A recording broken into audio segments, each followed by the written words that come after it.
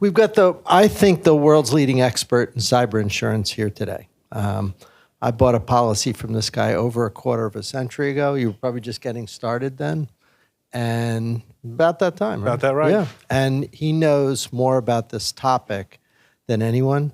So if there are things that are on your mind right now, if you think, gee, I was wondering about this. I was wondering if good behavior leads to lower premiums. I was wondering if, do I really need cyber insurance? Do small businesses need cyber insurance? Why is the board, like all those things, the famous questions. When I don't know the answer, I ask him. And he usually knows it. If he doesn't, then he goes and figures it out. But usually you know. As far as you know. Most of the time sounds he like knows. And we've done videos together. We've done a bunch of this together. I think Tom is as good as they come, and he's a good guy. Also a New York guy. So I'm going to ask him to tell a little bit about his background. I'm going to do a little past, present, future just to ground the discussion. I'll say, we'll ask him to give us a little feel for how cyber insurance came to be. Then we'll talk about what you're seeing now with clients. Yep. A couple of predictions. But through that, if you have a question, wave your arm. And when we're done with that, then we can have a real good conversation. So make sure you take advantage of this. He charges $10,000 an hour usually. No, I'm just kidding. But you probably could, right? I mean, you're going to get 20% of it. So it's like major free consulting from the guy I think knows this best. So tell them a little bit about your background, and then we'll talk about cyber insurance. Sure. So I've been in the cyber insurance space for about 20 years. Before that, I actually started my career on the technology side, a variety of different IT roles. I was an IT manager for a software company in New York.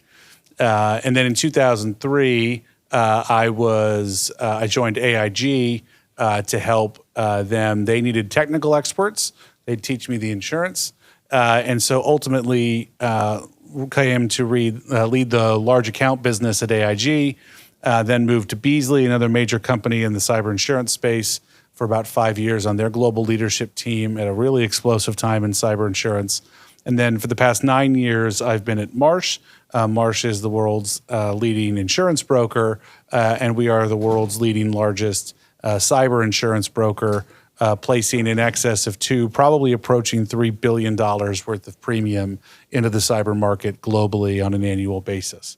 So I have the privilege of leading the cyber business around the world, not just in terms of our internal colleagues, but then also working on a regular basis with clients, including your old shop, on a regular basis to help them understand their cyber risk issues.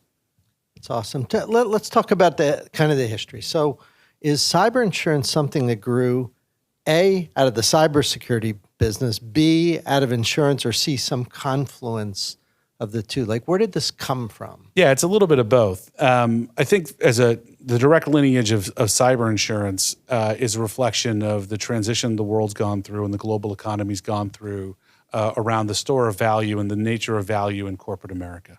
In the 1970s, 80% of the value of the stocks in the S&P 500 could be directly traced back to plant and machinery, right? It was land, it was manufacturing power, et cetera. Today, more than 80% of the value in the S&P is intangible assets. And traditional insurance is really built very well for the physical environment. It doesn't really work very well in the non-physical environment. And so cyber insurance really comes out of the recognition that as organizations had more activities and more assets tied up in intangible online activities, it was absolutely essential that organizations have insurance products to match. That's been the case for the past 25 years. I think what's been really interesting more recently has been that convergence between the security and the insurance communities. When I started in the aughts, I guess now I'm almost like old man cyber, but when I started in the aughts, you never wanted to talk to the CISO. They had an organization, they had an agenda, they had a policy and a program, and that was not going to be impacted by cyber insurance. Cyber insurance was effectively a concession. But over the past 5 and 10 years, as there's been both an increase in cyber events and I think a real maturation in the capability and the business savvy of cybersecurity leaders, we've seen much more of a convergence where today I'd say that cyber insurance is increasingly seen as part of the complete breakfast, right? It's not a healthy organizational program for cyber risk management without both security and insurance. If you were talking in the C-suite at, say, large brokerage or an insurance company, I'm guessing, tell me if I've got this right, when this first started, this was probably seen as this kind of experimental, almost boutique-y kind of thing. Has it moved mainstream? Like if you're talking to a CEO, is this top of mind or is it still not quite there? We know that cyber risk is an absolute top 5 issue for the C-suite around the globe. We do research every year in partnership with the World Economic Forum, where we do surveys of business leader sentiment around the globe. Cyber risk is a big issue. I think that cyber insurance is increasingly a part of that because insurance is a very effective mechanism organizations use to manage risk in a capital efficient way. And so there's increasingly an expectation that organizations are going to have a cyber insurance program, both from their leadership and from their board oversight, as an effective way to manage the risk, as a great way to get insight and information around the organizational exposures and the changing risk environment, and additionally as a way to validate the activities of the cybersecurity organization, right? It's a seal of approval that you can get insurance. It indicates that you're doing something right. Insurability. So the I don't know if there's any stats or anything, even if it's just qualitative, but from the time maybe AIG probably wrote the first policy till now, are there any stat? Is this double every year? Does it grow 10% every year? Is there what kind of a ramp have we been on? Well, it never grows fast enough for my leadership, but I can tell you that generally growth in the U.S. is in the 25 to 50% a year. Sometimes much higher, sometimes much lower. Over the past couple of years, the market has really exploded on the back of the ransomware epidemic, as well as the underlying digital transformation organizations went through as part of the pandemic and remote work from home. So those two things have come together to make the market really explode over the past couple years. But in general, it's about 50 to 100% a year over the course of 20 years. That's not bad. It's a growth industry. I guess that's why we're here. Yeah, that's okay. So let's talk today. Yeah. You talk to clients all day long. Mm-hmm. So rather than me guess, what are the top few issues that come up kind of all the time? Well, it starts with ransomware and it proceeds directly to ransomware and then it continues with ransomware. Yeah, right. Okay. I think the ransom... That's for both big, medium, small, everybody. Companies of every shape and size. There was an explosion of ransomware. Well, to continue your historical metaphor, in the aughts and the early teens, cyber risk was really all about privacy risk, data breaches. It was the era of data breaches. That turned into credit card data, PCI breaches. But for the past, not quite 10 years, but 5 to 8 years, it's really been around business interruption. Organizations losing access to their information. And that really accelerated in 2019, 2020, into 21, with the ransomware epidemic, where organizations were getting impacted by lockup ransomware, long downtimes, very painful. That continues today. But what we've seen over the past 9 months is a really sort of alarming trend where that lockup ransomware has, to some extent, abated, but ransomware threat actors have come back with a vengeance, back to good old-fashioned extortion, which is we have a bunch of data and we're going to hold you hostage or we'll release it. Where that used to be public personal information, today it's much more about corporate information. And it's amazing and unfortunate how much more quickly organizations are willing to pay the ransom when it's sensitive corporate information than it was when it was private information about individuals. And so now we're regularly seeing ransoms paid in the 8 figures really quickly. And so the violence and what we'd call the verticality, right, the escalation and the amount of ransom paid has actually gone up over the past couple of years. Organizations have gotten much better at protecting themselves against the lockup ransomware.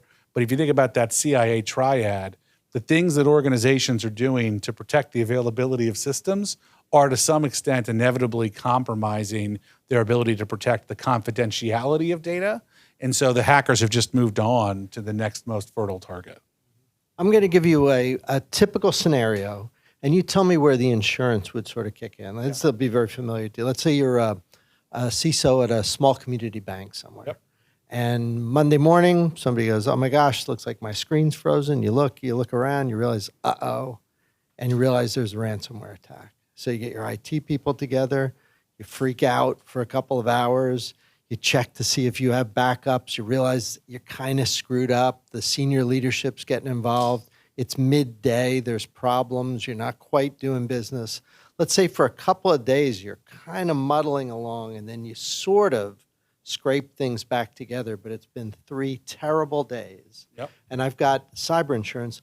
Like, when do I call? When do you guys go in? Do you go ask them questions? Do you get involved to help? Like, what's a typical, like what I described is pretty typical, right? It's a very common sort of thing. Where do you guys overlay onto that? So typically, organizations tend to call a couple days in. Yeah, a couple days into it. Typically. When should they call? The actual time to call is before anything even happens and starts. The time to practice incident response and incident management is not the incident. And this is one thing we see all the time is a real risk issue for. All right, that's a good crowd. You brought groupies here. This is it's $20 for everybody. One of the things that we see on a regular basis, we talk to organizations, right? Insurance is really about capital allocation, risk allocation. And so one of the things that really makes a difference, and we see very clear statistical evidence as well as expert judgment, informs us that organizational outcomes are driven not only by the nature of the incident itself, but also by the quality of response. So you go into ask the organization, how much are you spending on this control, that control, millions and millions of dollars? How often do you rehearse your incident response plan? Once a year. Have you thought about doing it more? We don't have the budget for that. How do you not have the budget to practice getting people out of the building in the case of a fire? So when organizations should get involved is they should be working and coordinating with the cyber insurance provider as well as their advisor like Marsh to provide those resources and practice the organizational response well in advance. Because you want to have that relationship to get connected to the insurance response tool chain at the first sign of trouble. You recognize you have an issue. How big is the issue? When should you call an incident responder? That's actually a very good time to talk to your insurance provider because you haven't seen this, but they have seen it. Their experts have seen it, and they can tell you who you should go to. You should call the SEC for them. Then we're all set. You got 96 hours. 96 That's hours. actually not a bad idea. Oh, it's a big, right? It's a big issue. If you guys, if I tell you and you just tell the SEC, I'm good, right? In all honesty, Ed, that is a process we are working to automate with the technology provider because organizations have enough going on that element of incident response, that notification to stakeholders like the SEC, you do not want to be figuring out what is your test for materiality at the time of a loss. So the insurance organization, advisors like Marsh, have something to say at every stage. You are much better off calling early. People think about their corporate insurance the way they do about their personal lines auto. Oh man, if I call and tell them I scratched a fender, we're going to double my premiums. That's not how corporate insurance works.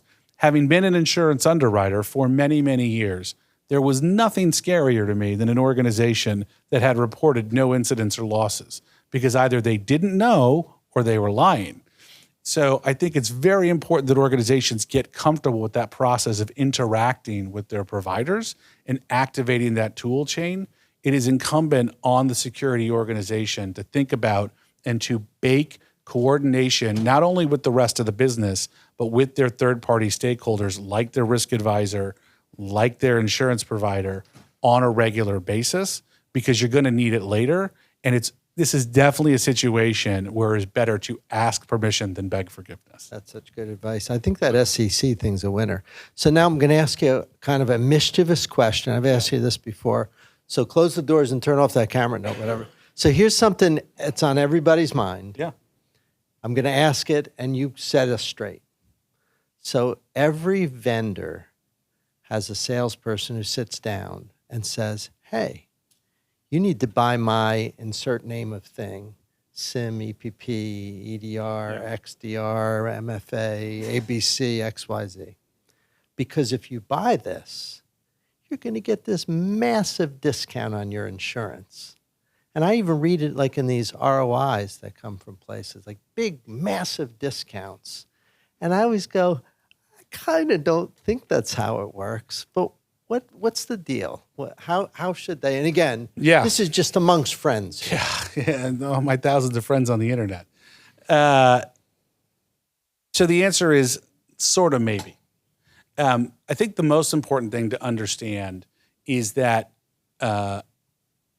insurance pricing is much more about clearing a hurdle than it is about getting light item credits.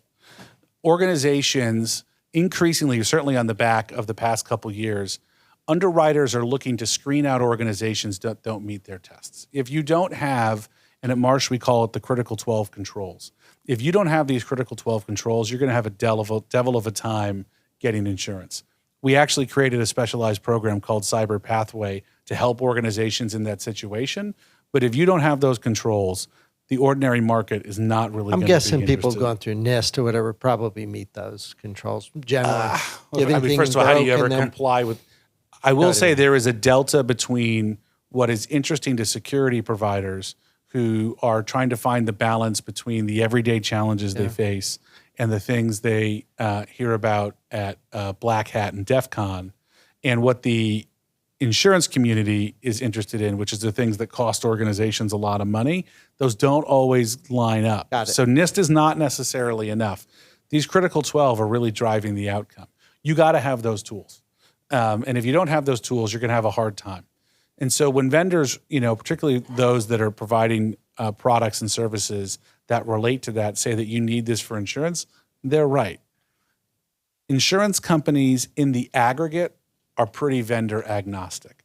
Some organizations are very vendor specific, and you can definitely get advantage of that. They will give you material discounts. There's a set of large providers that provide a material discount and enhanced capacity if you use certain cloud providers. That's great.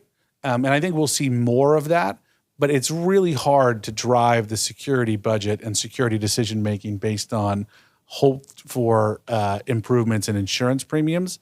So it's better to think about the need to have these products and services that address the broad controls and recognize that if you don't have them, you're going to hear about it very quickly, not only in terms of greater premiums, but more likely in terms of an inability to secure insurance, at which point that's going to quickly become a C-suite and board level issue. You do not want to be on the other side of that conversation.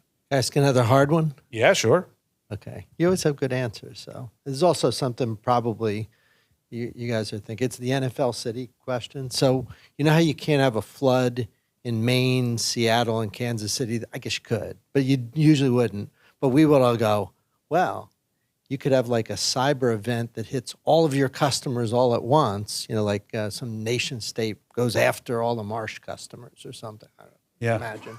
What would you guys do then? This is probably the most important question vexing the cyber insurance industry today. I did good with the question. You always do your homework. You know that. This is one of the big conundra that is driving the cyber insurance industry. This question of, in our vernacular, we would call it this question of aggregation. And so in the physical environment, points of aggregation, as you point out, are really well known, right? It's really hard, although we're seeing it this week, terrible example, for a hurricane to come up and hit Seattle. I always say Seattle, I'll never say California. We're seeing, there goes that example. I better talk about earthquakes in Chicago. So they can model that, they can understand to some extent those points of aggregation. The points of aggregation in the cyber economy are less well understood. Now, I think it's very important to recognize that just because they're less well understood, it doesn't mean they don't exist. And in fact, there's quite a lot of advances and development in modeling. Our sister company at Marsh McLennan, Guy Carpenter, actually put out a paper about a month ago that compared the catastrophic scenarios from some of the leading cyber modeling companies and found a remarkable amount of convergence in their predictions as well as a greater level of convergence than we see in the models of physical events. So actually, cyber may be better understood, but it's certainly more feared. What I would say, my personal opinion, is that those points of cyber aggregation definitely exist, that it's very possible, if not likely, that a cyber catastrophe will occur. But I also think that it's unlikely that we're going to face an extinction-level cyber event. Yeah. I think the cyber economy is pretty resilient. It's more that I would imagine you just have to charge a little more money to account for that. Right? Yeah, in fact, we know how much they charge. They call that, in insurance parlance, called a cat load. I see. Which is the amount of money that organizations charge based on the unknown but expected catastrophes that will impact a broad swath of the book. And generally in cyber, that cat load is somewhere between 5 and 15% of the premium. Interesting. You ever hear of cat index in California? You know what that is? Absolutely, yeah. That's the earthquake thing. Yeah. When the cats all go nuts in California, there's going to be an earthquake. You ever hear that? Missing cats. You look for when the number of missing cats goes up, there's an earthquake. Cats know, they smell an earthquake. Maybe they can smell cyber for us. The search, I will say that we don't trust cats yet, but the search for sources of telemetry and indices is very robust and is certainly one of the most fertile areas of development. At Marsh McLennan, we've actually put together a group called the Cyber Risk Intelligence Center to do active research on developing and advancing that capability because it is so important to the cyber economy. It's a good idea. Well, you guys got some questions? Anybody? Here, before you do, can everybody hear? Should we give the mic out? Would that be wise? You handled one mic, and we use one here. I was wondering if you could share anything about Colonial Pipeline, where they recovered 85% of the ransom. How does that ever work its way back to Colonial or to the insurer? Because it's a mystery to me. 85% of 5 million Bitcoin, although I don't know what it's worth today, but it varies. But I'm just curious if you can tell us anything about what happens, because it's miraculous that they were able to seize that, right? 15% went to the affiliate, 85% went to, what was it, DarkSide? Yeah. And they left it on a hot custodial wallet in Northern California, and they recovered it. Yeah. So, two interesting things about, well, to answer your question directly. First of all, when the recovery happens, the insurance company gets paid back first, and then the organization. So basically, last in, first out, right? And that's because the organization pays first, and then the insurance company. So the recoveries come back through them, and then go back to the organization. What is interesting, I think, about Colonial Pipeline and ransomware, Bitcoin ransomware, is actually two things. One, oh my God, if you are ever involved in having to pay a ransom to someone and you do not call and work with your insurance provider, you are doing not only your organization a terrible disservice, but you putting yourself at a very real risk of committing a federal crime. Almost all of these threat actors are on the U.S. Treasury sanctions list, and it is a federal crime to pay them. If you do not go through the appropriate sanctions check and your organization thinks you can negotiate on your own, it's not just the economic risk. This is a situation that could land you and your leadership in jail. And we're seeing, you mentioned the SEC regulation, a real escalation in regulatory enforcement. We've talked about what's happened to some members of the CISO community with public trials. Like this is a big deal. So don't pay ransoms without working through your insurance provider and working through a professional ransomware negotiator. But the other thing I think that's really interesting about Colonial Pipeline as an event is that the attack itself impacted primarily the information technology infrastructure of the organization. But the loss that they suffered was based on the shutdown of the operational technology, the actual pipelines. Why did that happen? The controls held. The attack did not migrate from the IT to the OT. This is, I think, about that issue of rehearsal and practice and risk. It's very easy when you're doing a tabletop, particularly a casual tabletop or developing a program, to talk about the separation of controls between IT and OT. It is a very different thing to be the business leader responsible for continuing to operate a pipeline that could blow up and destroy billions of dollars in property and kill millions of people in the face of an IT attack. So the lack of confidence in the ability to demonstrate conclusively that the OT was intact and independent of the IT, That's what drove that loss. So it's a great example of where the system worked, but the process failed because the organization still suffered the loss. Not their fault, right? The root of all this is a bad guy doing bad things. But I think a good lesson for organizational thinking about resilience and the actual nature of risk and loss. The system stayed segregated technically, but from a business and legal perspective, it wasn't enough to keep the pipeline running.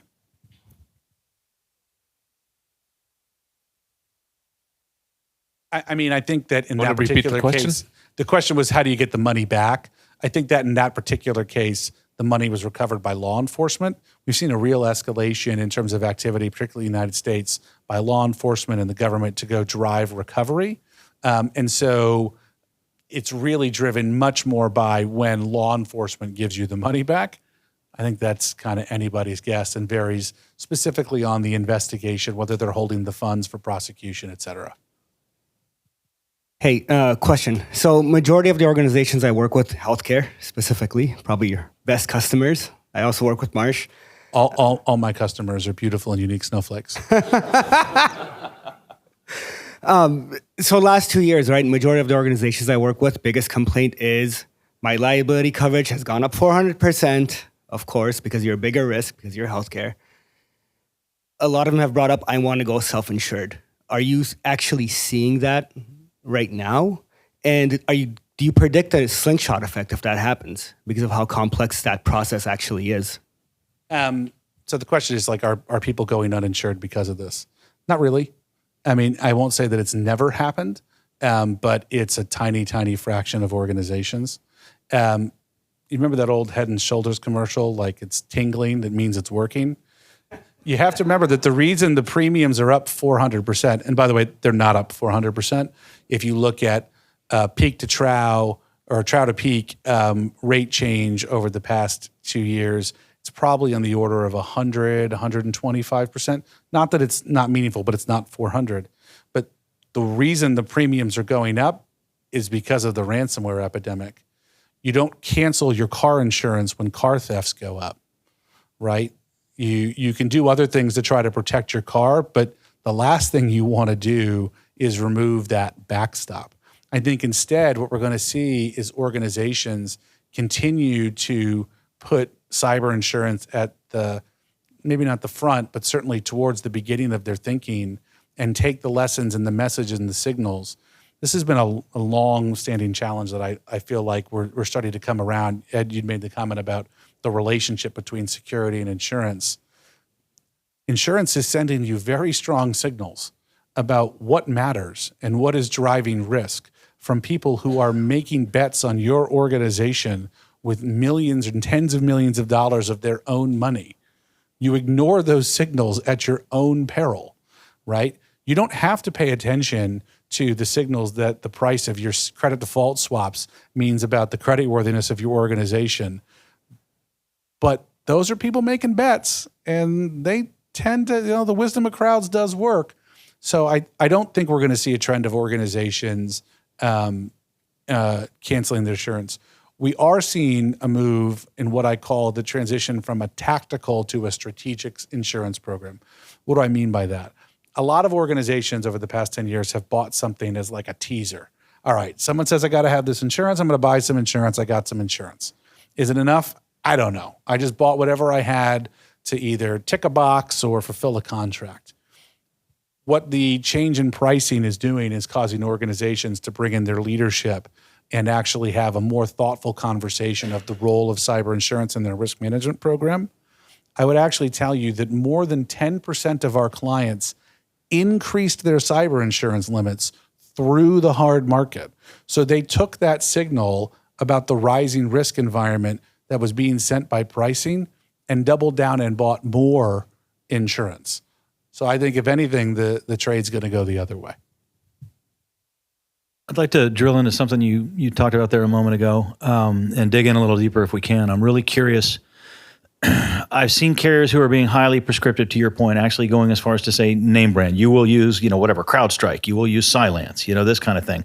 I've seen a slightly lesser degree of prescription in the sense of thou shalt have EDR. And you mentioned you guys have got, I think, sort of a 12-point bulleted list. I think at least everybody now has that list, right? What is your take on this? How prescriptive do you think it's going to get? Do you see the trend increasing or decreasing on the prescriptiveness of what the carriers are saying, thou shalt? Do you think we're all going to see all the carriers going to a point where they're actually naming name brands? Like, where do you see this one trending? I think it's unlikely that you're going to see, well, let me answer your question in two ways. So we definitely are seeing more organizations, more insurance companies adopt strategies where they try to partner with specific providers in order to grow their business.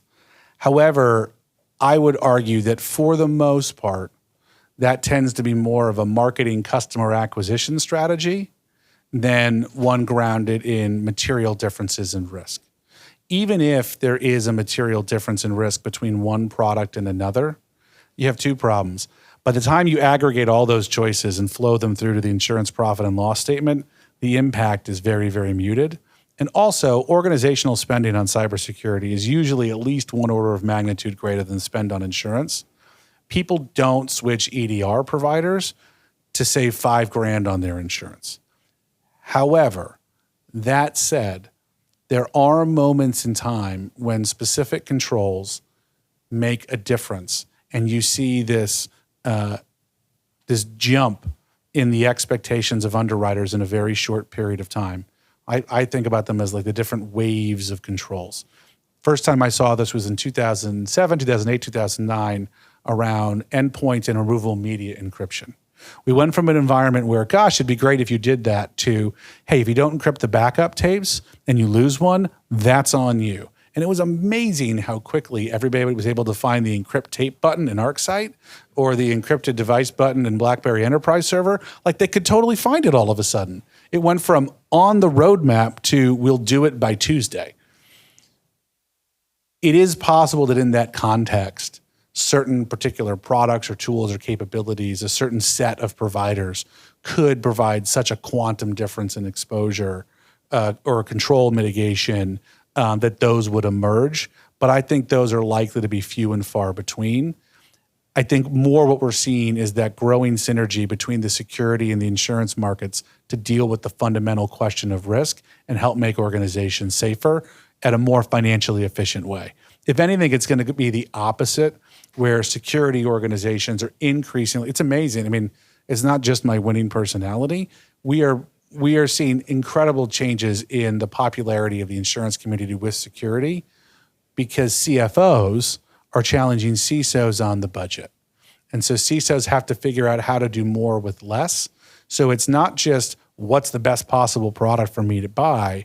It's really much more about what's the right combination of tools to address my risk and find that balance. That's the kind of work that Ed and Tag Cyber do on a regular basis. It's easy to say like, oh, that's the best. But the dollar adjusted, the risk adjusted ROI on some of these tools, finding the right tool that fits into your suite, that balance between a bundle and a best of breed, that's really hard. We're going to see a lot more innovation there. I don't know if you have anything you want to add to that, Ed, but I agree, but I like the EDR versus this product. Yeah. Like if with a guy riding a motorcycle getting insurance. Buy your leather jacket at Walmart, then I'm going to, but if you buy it at this other, like that's kind of silly. But I don't think we're going to go I there. think that goes in a different direction. So speaking of the CFO, what trends are you seeing around quantifying risk, value at risk, fair, and what credence do you put in those? Well, you mentioned a couple of things there. One was very specific. So the question of quantification of risk is a strong one and growing stronger. So quantification of risk has happened forever. It's just been mostly done in people's head or on the back of an envelope. I think that as the stakes get higher, as the economic cost and the spend around cybersecurity gets greater, I think that financial leaders in particular are becoming less and less satisfied with this is what we think. They'd like to do a little bit better for that, both on the risk side and on the spend side. So there's been an explosion of cyber quantification. The most popular model that we've seen, probably the best well-known, is the FAIR model. FAIR is a great model. You can't argue. It's a terrific taxonomy. I know those guys for a long time. I think the challenge that we've seen, and that has been their biggest impediment, is that FAIR is effectively self-parameterizing. What you want is the Millennium Falcon, and what you get is a box of Legos on your desk. You can absolutely get there, but that's not always what people want. So the challenge has been to not just have a robust framework for quantification. FAIR is great. Lots of large organizations do it. But how can we accelerate the parameterization, make those parameters more credible, and adapt it to the specific decisions organizations need to make? It's really interesting to understand that I've got a 1 in 100 chance of $1 billion event. It's a lot more interesting to understand this is how much insurance you should buy. This is how much you should pay for it. This is how you should try to find a balance of budget prioritizations for the CISO. Those are exactly the tools that we're developing at Marsh and Marsh McLennan. And again, that's why we developed the Cyber Risk Intelligence Center to answer those fundamental questions. So I think you're going to see an explosion of that in the near future. The tension is always, how much do organizations want to pay for that? I think as financial leaders get more and more burned by their experiences and back of the envelope math, we've seen that part of our business grow even faster than the insurance business. So we're actually growing more in the risk intelligence and cyber quantification of the tools that go with it than in the underlying products that are recommended by that. Do you guys pay attention to security ratings? Absolutely. Security ratings Should repeat the question. The question was, do we pay attention to security ratings? Okay. I think you mean like external security ratings. Yes. So one, they have statistical utility. In fact, if you go to BitSight and Security Scorecard, you can see the research that we did at Marsh McLennan to help look at the statistical utility of those tools. Really interesting to me, BitSight and Security Scorecard both have statistical utility, and they're independent of each other. So actually, both scores matter. What I would say is that I think that a lot of those tools at times can be misunderstood. There's been this long-standing debate around what is the value of an outside-in scan on the organization. The default position or the historical position is nothing. You can't know anything if you don't come inside my house. Well, that's not quite true. If I drive down the block and you're the only house on the block with the lights off and the newspaper's at the end of the driveway, I know something about your organization, and maybe you do have a $1 million safe in the basement. It's still going to be the house where I'm going to...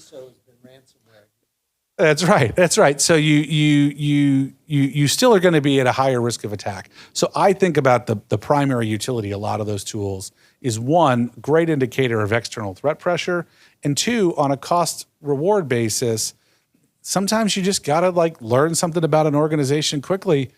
It's hard to do much better than that. So I think they absolutely have a role for organizations to play in things like third-party risk management. And we've done a lot of research and we incorporate them into our models, as do most of the insurers. We are already beyond the time that we had scheduled, but this has been a hell of a great conversation. Let's take the last question here and then wrap it up. Thank you. What's your take on Merck? 1.4 billion, not Petya. The insurers lost the case. Huge precedent. Okay, so the question is, what's the take on Merck okay. So the number one thing I can leave you with around the Merck and the not Petya case is that you almost certainly do not understand what the Merck not Petya case was about. I say this as someone who was one of the experts who testified wasn't an expert, but I was one of the witnesses who testified in one of the other trials. That case, that question, is far more about an internal insurance issue than it is about the applicability of cyber insurance. The issue is really much more about what do traditional policies, like property policies, like casualty policies, do for cyber insurance or cyber events. That's not a perfect explanation, but I would say that the lesson is much more about don't count on your traditional property or casualty policy as the place where you go to recover from a cyber event. You need to buy a specialized, dedicated cyber insurance policy. It's very subtle. There's a lot of nuance to that. I could pick it apart with you for literally hours, and I've certainly spent years doing that. But that is the overwhelming lesson. It's not that cyber events aren't insurable. It's not that cyber insurers don't pay for events. Our clients recovered hundreds of millions of dollars on NotPetya events, hundreds of millions of dollars. And I talked to the insurance leaders of firms around the globe, and they all confirmed that they paid NotPetya then, and they'd likely pay NotPetya now. Really, those cases were about the last gasps of cyber insurance in traditional property casualty policies, and that's basically gone. That's what was driving those issues. That's not how it's ever covered, and that's one of the reasons why I come to events like this. The way that was covered in the trades, particularly the cybersecurity trades, was hideously inaccurate for people who know and understand the actual facts of what was happening. So I'm actually grateful you asked that question. Great. Thank you very much. Thanks very much for Thanks for having me.